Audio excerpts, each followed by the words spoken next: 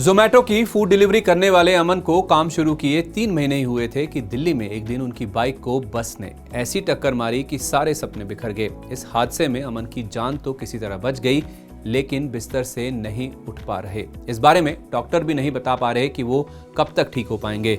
अमन के लिए वो ऐसा मनहूस दिन आया कि परिवार में खाने के लाले पड़ गए। लेकिन अब अमन जैसे लाखों लोगों के लिए राहत भरी खबर है। गिग वर्कर्स को सामाजिक सुरक्षा मुहैया कराने के लिए सरकार ने एक पॉलिसी बनाई है, जिसका ऐलान जल्द होने वाला है। कौन होते हैं गिग वर्कर, इनके सामाजिक सुरक्षा के लिए सरकार का क्या है प्लान, आइए इस वीडियो में समझते हैं। अगर आसान भाषा में समझें तो जो लोग बुकिंग पर काम करते हैं वो गिग वर्कर की कैटेगरी में आते हैं। गिग वर्कर्स स्थायी नौकरी से हटकर एक साथ कई प्लेटफॉर्म्स के लिए काम कर सकते हैं। कंपनियां ऐसे लोगों को काम के आधार पर भुगतान करती हैं। दूसरे शब्दों में कहें तो काम के बदले भुगतान के आधार पर रखे गए कर्मचारियों को गिग वर्कर्स कहते हैं। वहीं कंपनियों को इससे अपनी लागत कम करने में काफी मदद मिलती है। गिग वर्कर्स में ऑनलाइन प्लेटफॉर्म के लिए काम करने वाले लोग, कॉल पर काम करने के लिए उपलब्ध कर्मचारी और ठेके पर काम करने वाले अस्थायी कर्मचारी शामिल हैं। ऐसे कर्मचारियों को स्थायी कर्मचारियों की तरह सुविधाएं नहीं मिलती हैं। गिग वर्कर्स के लिए काम का कोई समय तय नहीं होता है।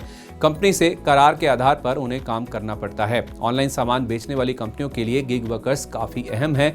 भारत में अधिकांश गिग वर्कर जोमैटो, स्विगी जैसे online food delivery platforms, e commerce कंपनियों और ऑनलाइन ग्रोसरी प्लेटफॉर्म से जुड़े हैं। सरकारी थिंक टैंक नीति आयोग की रिपोर्ट के मुताबिक साल 2020-21 में देश में गिग वर्कर्स की संख्या 77 लाख थी। साल 2029-30 तक ये आंकड़ा बढ़कर 2 करोड़ 35 लाख होने का अनुमान है। कोरोना महामारी के बाद से देश की इकोनॉमी में गिग वर्किंग का कल्चर तेजी से बढ़ रहा है। सरकारी पोर्टल ई श्रम पर असंगठित क्षेत्र के 30 करोड़ से अधिक लोग जुड़ चुके हैं।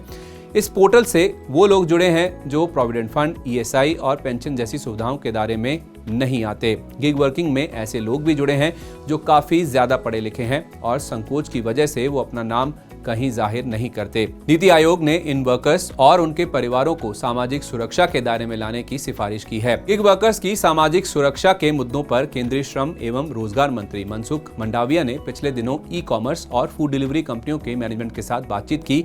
इसके बाद इन स्टार्टअप से जुड़े गिग वर्कर्स के संगठनों से चर्चा की। इन संगठनों ने सरकार से मांग की है कि उनकी सामाजिक सुरक्षा के लिए अलग से कानून बनाया जाए।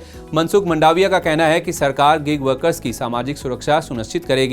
इसके लिए अलग से कोई कानून नहीं बनाया जाएगा, बल्कि एक पॉलिसी लाई जाएगी। इस पॉलिसी से जुड़े नियम सभी ऑनलाइन कंपनियों पर लागू होंगे। देश में सोशल सिक्योरिटी कोड पहले से ही मौजूद है।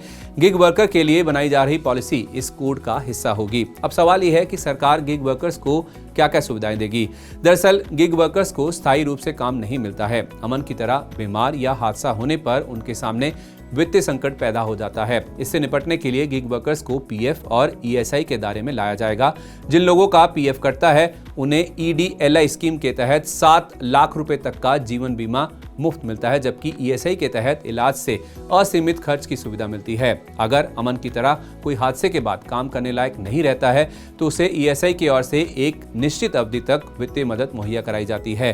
पीएफ और ईएसआई की मेंबरशिप का खर्च ऑनलाइन कंपनियों पर डाला जा सकता है। इसके अलावा सरकार गिग वर्कर्स के लिए पेंशन की सुविधा दे सकती है। हालांकि क्या क्या सुविधा मिलेगी ये पक्के तौर पर पॉलिसी आने के बाद ही पता चल पाएगा। बहरहाल सरकार ने गिग वर्कर्स की संख्या पता करने के लिए सरकार के लिए स्विगी, जोमैटो, ओला और उबर जैसी कंपनियों को ई श्रम पोर्टल पर रजिस्टर करने को कहा है। ये कंपनियां इस पोर्टल पर अपने साथ जुड़े वर्कर्स का पूरा ब्यौरा देंगी। इसके बाद सरकार सभी गिग वर्कर्स को विशिष्ट पहचान संख्या यानी यूआईडी नंबर देगी। इसी आधार पर सरकार सुविधाओं का ऐलान करेगी। उम्मीद है कि गिग वर्कर्स को ये सौगात जनवरी तक मिल सकती है। सरकार की इस पहल से अमन जैसे करोड़ों लोगों को कई तरह की चिंताओं से मुक्ति मिल जाएगी।